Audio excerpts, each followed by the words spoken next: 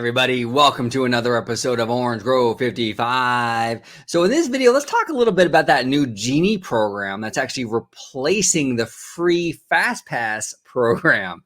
So there's been a huge kerfluffle, and yes, I said kerfluffle, online in regards to this new program because, oh my gosh, they're charging now for front of the line passes.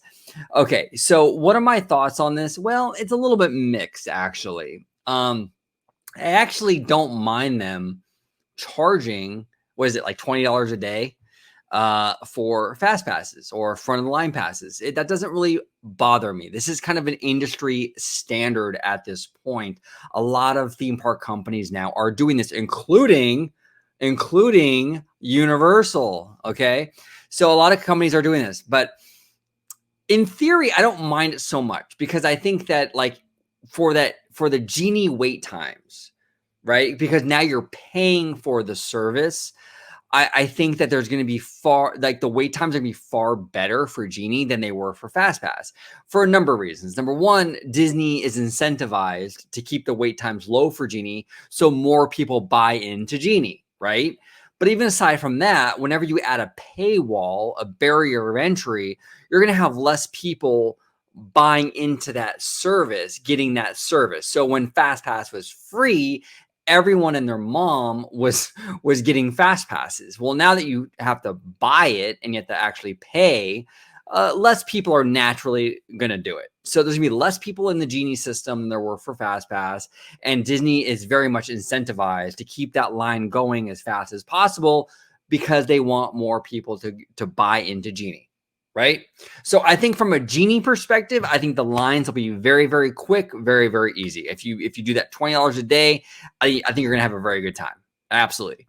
Now, the only problem is with standby, because now you've monetized the front of the line system. So Disney now has a vested interest financially to keep those standby lines as long as possible. They can't have the standby lines look doable, because if the standby lines are doable, then there's no incentive for people to buy into Genie, right? So I think that you're going to see the standby lines really backed up. Really backed up. Disney's going to try everything they can to funnel people into the Genie paid service. That's a given. That's an absolute given. Now, another aspect of Genie is that you can actually pay for guaranteed access into rides like Rise of the Resistance. Now, again, my feelings on this are kind of mixed. Now, my good friend and collaborator on this channel, Mr. Vash Sky, host of Freshly Squeezed, he actually came up with a very, very good theory, and I think he's probably right on the money with this theory. And that theory is that the reason why Disney has sort of been keeping this boarding pass system for a long time now, it's been a few years, with things like Rise of the Resistance, it's because what they're doing is they're creating a scarcity for the attraction where it's like the Hunger Games at 7 a.m. You're like on your phone, you're trying to get your boarding passes. It's a whole big drama, right? So they've created this kind of culture of like scarcity when it comes to Rise of the Resistance. So what does Disney do? Well, they create the scarcity, they create the problem, then they try to sell you the solution, right? It's actually very smart business. It's a very, very brilliant business decision. It kind of is a little sleazy in a way, but hey, it is a very smart business decision. So they created the scarcity with the boarding passes. Now they're going to sell you the solution. Hey, you can bypass the boarding pass system if you just pay for that guaranteed access. So it's actually pretty smart, and a lot of people will buy into this. A lot of people don't like that boarding pass process, having to get up at 7 a.m. and do the whole lottery system. A lot of people, I think, will opt just to pay for that guaranteed access, including myself. You know, like I go to the parks all the time, but if I'm with friends or family that are like first timers and I want to make sure I can get on Rise of the Resistance, I'm going to pay for that guaranteed access. Why not? Why not? So it's actually a brilliant business decision. I know a lot of fans probably won't like that, but hey, it is what it is. And it's actually very smart on Disney's end. Now, I also do want to, before we close out, I actually do want to also kind of address like the fandom. And I know a lot of people are going to be upset with this, but I do want to address this because I think that it has to be said. As a collective, as a fan community, the Disney fan community, we kind of want it always. We want everything perfect, right?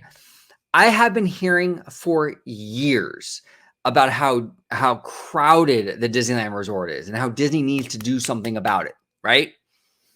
But then I see stuff like online about how, well, Disney, the reservation system sucks. They should get rid of the reservation system. Well, the reservation system limits the amount of people in the park. So you don't like crowds, but then you don't want a reservation system. Okay. And then I see a lot of the same arguments when it comes to like Disney Genie and things like that. And every time we have a price hike, it's the same thing. It's like people, the fans are like, oh, well, Disney is so expensive now. They're pricing people out. Disney should be for everybody. Every man, woman, and child should have access to Disneyland. Okay, so you want cheap tickets, you want cheap annual passes, you want no reservations, but yet when you get to the park, you don't want to wait in line, you don't want any reservation systems, you want to just get on, just wait 10 minutes for Indiana Jones, right? Reality doesn't work that way.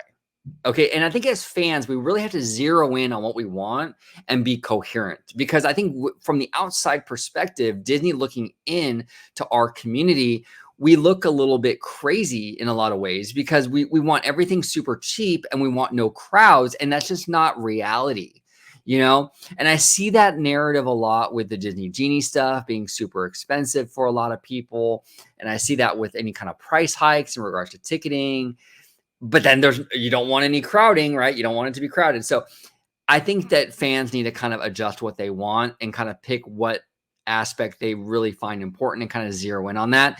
And I'm not doing this to like talk shit about the fan community. I'm doing this to help the fan community because I'm part of the fan community. I want Disney to take us more seriously. And I think that stuff like this kind of hurts our community when we're trying to convey to the company what we want. Just my opinion, but arguing that you want cheap tickets and cheap annual passes and no crowding and no reservations, it's kind of unrealistic. It's a little bit unrealistic. And I think as a fan community, we really need to zero in on stuff and be a little bit more realistic with what we expect from Disney, so they take us a little more seriously and we can see, real constructive change. So that's just my 2 cents. But what do you guys think about Disney Genie, the old Fast Pass, the old free service? What do you think about buying access to rides like Rise of the Resistance? What do you think about my thoughts about the fan mentality and what they're asking for? I would love to hear from you guys. Thank you all so much for watching. And as always, have a wonderful, wonderful day. Bye-bye.